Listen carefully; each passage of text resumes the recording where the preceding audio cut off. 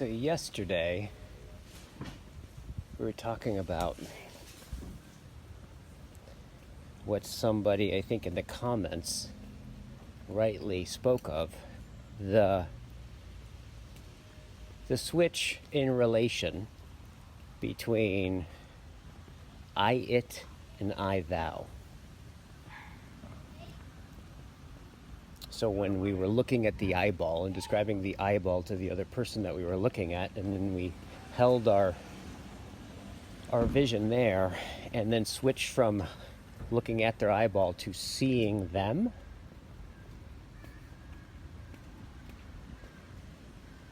and feeling that difference, right? Because it brings up this mystery. Because it highlights that way in which what I think I was trying to get at before about where the place from which the genuine question of being resides, it being closer to ourselves, closer to us than ourselves.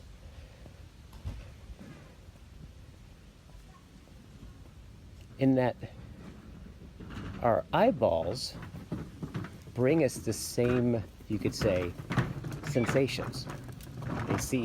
They're at the same place. Yet, what I see is completely different when I see thou, the other. And what I think that highlights is this way in which that can be an analogy for how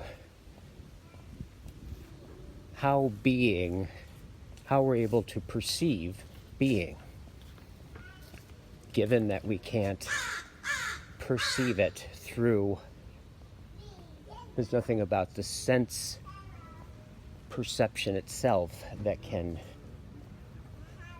say being to you, right? In other words, you can't reduce it down to that. There's something else in that perception of being. What is that?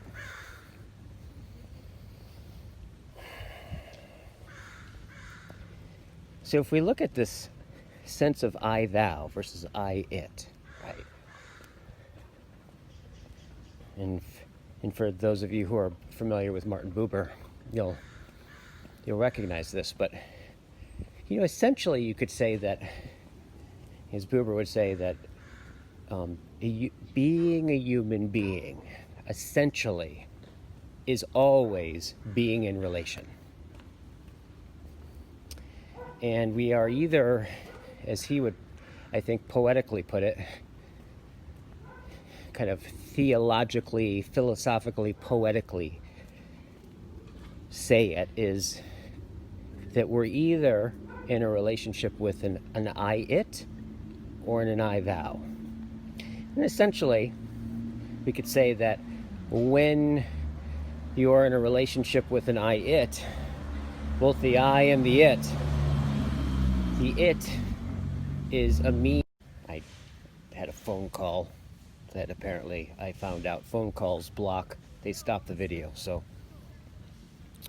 and I believe what I was saying before this it rudely interrupted me.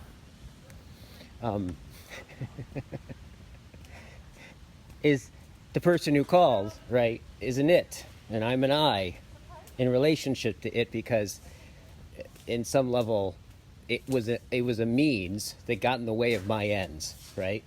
Therefore it's an it. And Buber would say that is the relation, as he would put it, as the world of time and space, right? That it's the world in which we function, where the sidewalk is a means to the end of walking, right? The chair is a means to sitting. And there's a certain I that arises with that. And Buber makes a real strong point that the I, it, and I, thou are spoken as one word.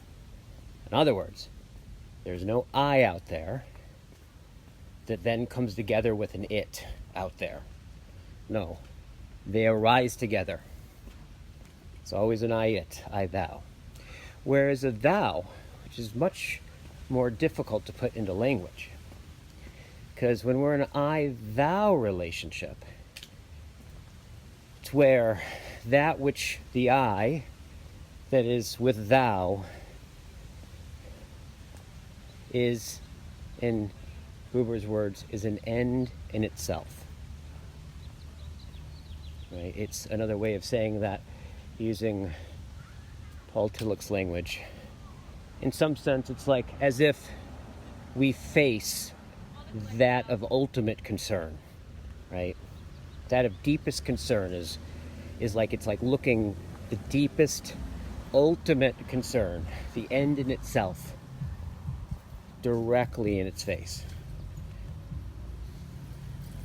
And there's a way in which it's spoken as one word, and you really get this because if you just look at the times of deep, deep connections with other people that you've had, it starts to explain a little bit why a simple conversation can change your life, or a relationship that you have with somebody can radically transform the way you experience the entire universe, both positive and negatively. So, this sense of I, thou, the I becomes through thou, and the thou becomes through I. And Buber would say that is I, thou, doesn't happen in time and space. It makes sense, right? Because usually those conversations that are just in those interactions that are so radically life-changing are usually have this character where time disappears. You go into these kind of radically deep flow states. And so the thing about it is that you can oftentimes, people don't even recognize that when they relate to another person, they oftentimes you relate to that other person as an it, as a means to your own end. Like you like them as long as they say what they want, as long as they don't call you when you're trying to shoot a video, right?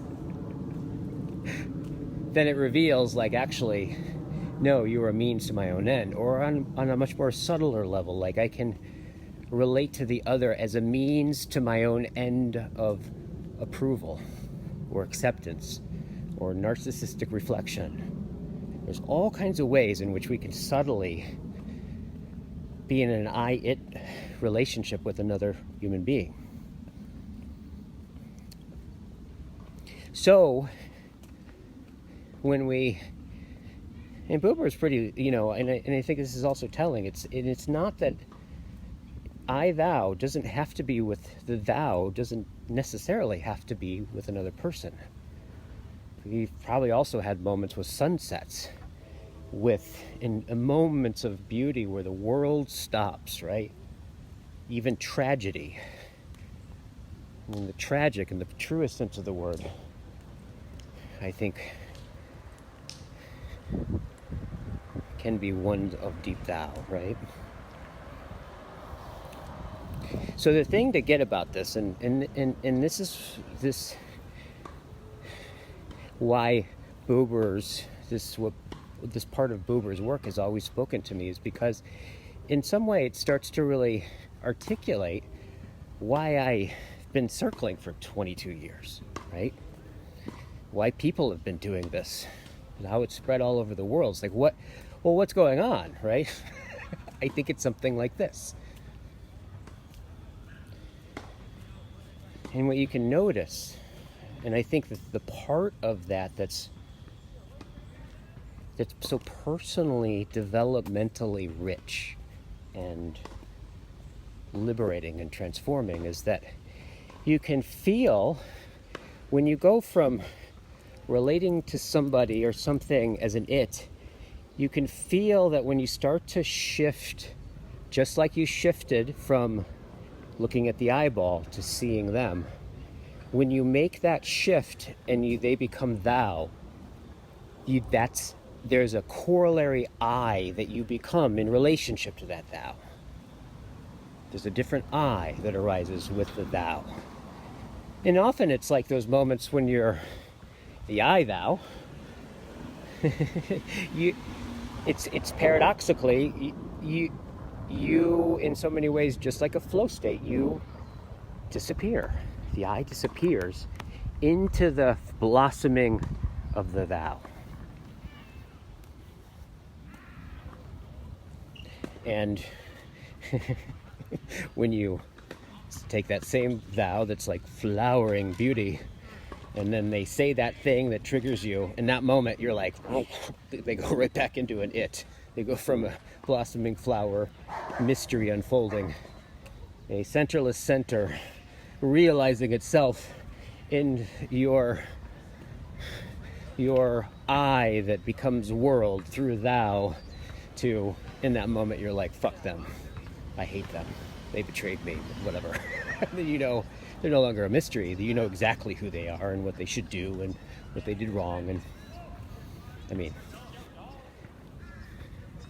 it's this is what I'm saying, is like what we're talking about isn't something deeply esoteric in the sense that it's super abstract. This stuff is talking about the structure, the underlying being of human being, right? And the way that the structure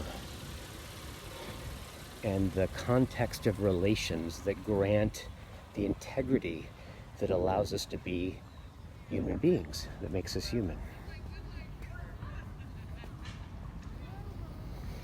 And there's something that's been speaking to me, like on some level like a whisper about all this, that has to do with, that I've been realizing as I'm hearing this whisper, and I think I want to start to articulate at some point, if we could say, to begin to put skin on the ghost, right? Articulate this thing in the periphery, which is, there's something about the world and the worlding of the world and its relationship to the I, thou, I, it, that it's on the periphery, and I want to at some point start to see if I can start to articulate it a bit more.